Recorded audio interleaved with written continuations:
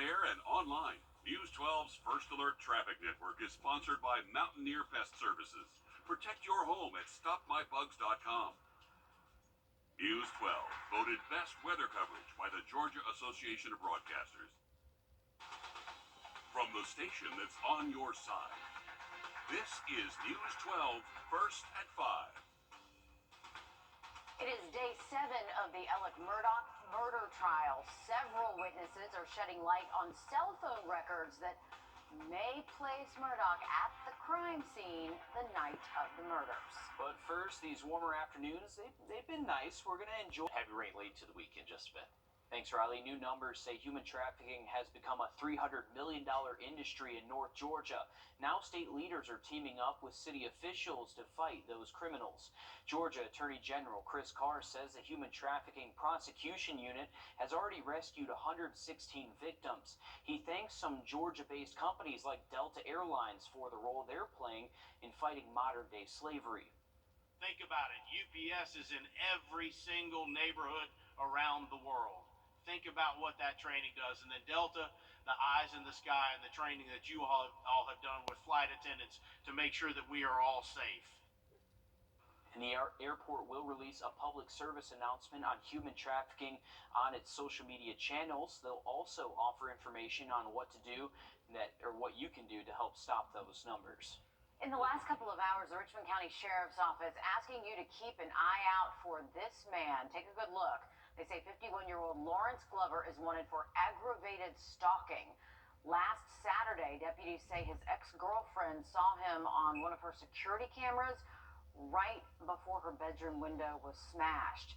Another one of her security cameras was found in a neighbor's yard. Deputies say Glover is known to be around the Hephzibah and Aiken areas. If you know where he might be, if you might have seen him, please call the sheriff's office. Several Clayton County officers are fired after the death of an inmate was ruled a homicide. This is new video of the day 38-year-old Terry Thurman, who was being held on trespassing charges, was trying to jump from the second-floor balcony of the pod. The GBI says other inmates tried to stop him until officers stepped in. After a struggle with those officers, Thurman was tased. Medical examiners say that Thurman was left lifeless for 20 minutes before help got there. This case is still being investigated by the GBI, and the cause of death has not been released yet. 5 jailers have been fired in total. Today, Atlanta Mayor Andre Dickens says construction on a controversial police training site is moving forward. Protesters have been on a year-long movement against the site called Stop Cop City. Just a week ago, during a land clearing, a protester was shot and killed by a state trooper. The trooper was also shot and hospitalized. Later, protests broke out, followed by Governor Kemp's state of emergency. Mayor Dickens commented on the decision to move forward this afternoon.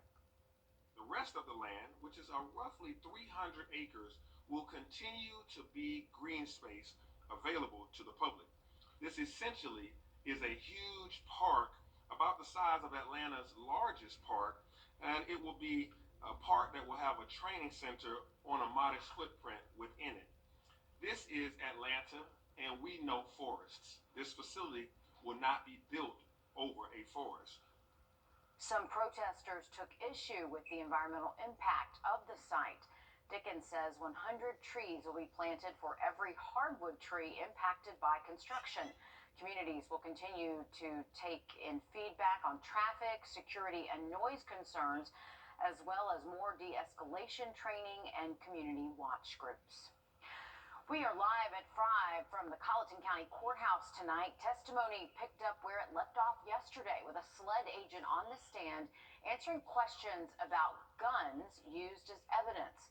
This morning, testimony centered around evidence collected after the murders. But the big question is, were any of those guns the weapons used in the killings? The defense also cross-examining one of the first officers to interview Murdaugh after his wife and son were killed. Nick Neville is in Colleton County for us. He walks us through some of the key moments from today's testimony. Murdaugh defense attorney Jim Griffin asserting that despite SLED retrieving several shotguns from the Moselle property, none were capable of firing the 12-gauge shotgun shells that killed Paul. around the murder weapons? Do you know? Not that I'm aware of, sir. Griffin suggested that 300 blackout rounds are commonly used in rural areas like Hampton County, the state pushing back on redirect. How many criminal investigations have you worked where 300 blackout was the murder round? I have none. None. Defense also criticizing law enforcement for allegedly not checking Alex's alibi, the home of his mother, the day after the murders. Are you aware of anyone ever going to Alameda to search the house until sometime in September of 2021? There was a number of agents out working. I'm not sure what the other agents did. Later, continued questioning of SLED agent Jeff Croft over his recollection of his interview with Alec on June 10th. Are you 100% confident that Alex said, I did him so bad, rather than they did him so bad? I'm 100% confident in what I heard and I interpreted him as saying. The defense criticized SLED agents for not placing Maggie's phone in a bag when they retrieved it. This would have blocked signals sent or received to the phone. But a Secret Service agent testified that they put it in airplane mode, which has the same effect. Lots of questions. Once the clock strikes midnight, the extra pandemic boost to SNAP end. That is the money that the government gives to families for groceries. The State Department of Social Services is ending emergency SNAP benefits tomorrow, meaning households will revert back to their regular amounts. That's $250 a month for a two-person household. If you'd like to double check how much help you or your family will see, you can just log on to the DSS portal. Georgia's emergency SNAP benefits already ended. Happening now, extreme winter weather is making travel worse for passengers. The company FlightAware says nearly 1,000 flights were canceled and delayed across the U.S. yesterday. A wave of freezing rain and sleet moved through Tennessee, Kentucky, and West Virginia in the last few days. Here in Georgia, there's been 44 cancellations in the last day at Hartsfield-Jackson Atlanta International Airport. Meanwhile, the FAA has new safeguards in place to prevent another system failure. In a letter to Congress, the FAA says it now requires at least 2 people to be present if they have to perform maintenance on the system. Also, changes will not be immediately synchronized to the backup system, which will prevent someone from accidentally copying any errors from one system to the next. 2 weeks of debate and still no final answer on a South Carolina education bill. The latest changes that could impact certain students and families. Next, Riley. Well, we've stayed mostly dry again today, and that should continue Wednesday. But Thursday into Friday, we are tracking some pretty heavy rain across the area. Update on the full forecast just after the break. Gas that the Department of Agriculture confirmed was bad was sold at the gas station behind me in Edgefield. More coming up, all new on News 12 at 6 o'clock. Time and temp.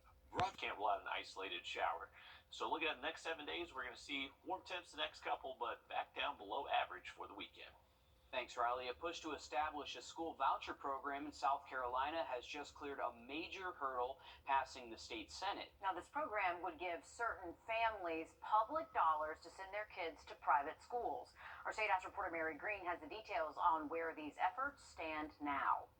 Today's vote along party lines to give this bill second reading. Essentially passing it comes after more than 2 weeks of debate in the Senate. There will be children whose lives will be changed for the better because of this bill. The bill would give up to 15,000 students a year $6,000 in state money in an education scholarship account to pay for private school tuition and other allowable costs. As the bill was written before, students would need to be Medicaid eligible or have an IEP to qualify. But during debate, senators dropped the IEP eligibility and expanded income eligibility to eventually include families making up to around $129,000.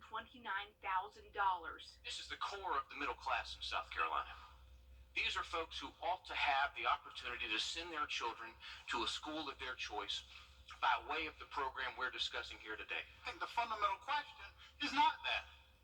I would submit that the fundamental question is whether or not we use public funds to support private schools. Students receiving this money would be required to take a state or national standardized test to measure how well the program is working. The bill would prohibit schools receiving this money from discriminating based on race, color, or national origin, but the Republican majority voted down pushes to ban discrimination based on religion and disability. There is no reason for any school to discriminate against a child in a wheelchair, a child that's got some disability. If you have a school that is designed that focuses on children with autism, and you tell the school that you got to accept every other kind of disability as well, that what you are necessarily going to do is you're going to reduce the effectiveness of that school to focus on its autistic children. Senators will have to give this bill one more formal vote tomorrow before sending it over to the House of Representatives.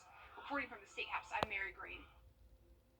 Senators of both parties say they have concerns about the legality of this program, as the state constitution prohibits state dollars from directly going to private schools. Republicans added language today they say is designed to protect against legal challenges, while also admitting this would be a new program that has never been tested in courts before. So if it is, it would be a first-time thing and could possibly set a precedent. Yeah, we'll keep you updated as this progresses, too. One Charleston City employee is heading overseas to help civilians in Ukraine. Hope, finding every foster child their forever home. And this week on Grant Me Hope, we want to introduce you to Connor. Connor does well in school and says he just wants to be loved. Meet Connor.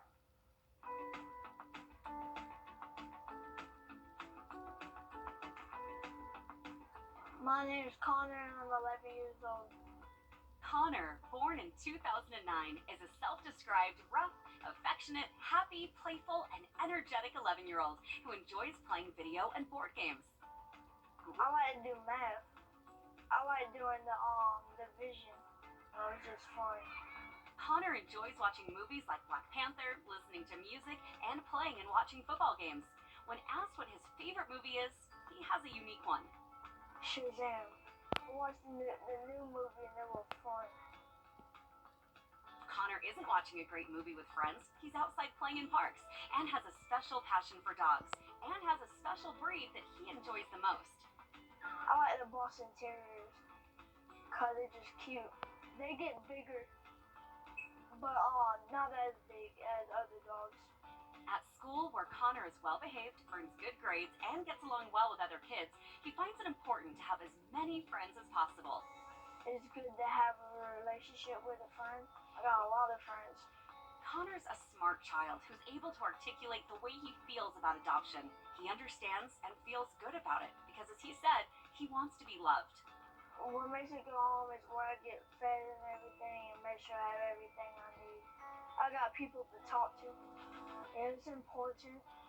Connor says, I'm happy when I get love because I need love and sometimes I don't get enough.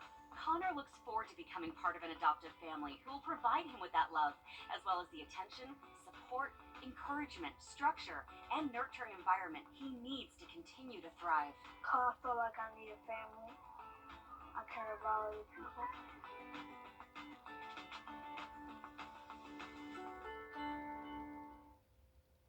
If you want to learn more about Connor or any of the other children featured right here on Grant Me Hope, just go to Wrdw.com. Well, we are back with our latest winner for our Plunkett Heating and Air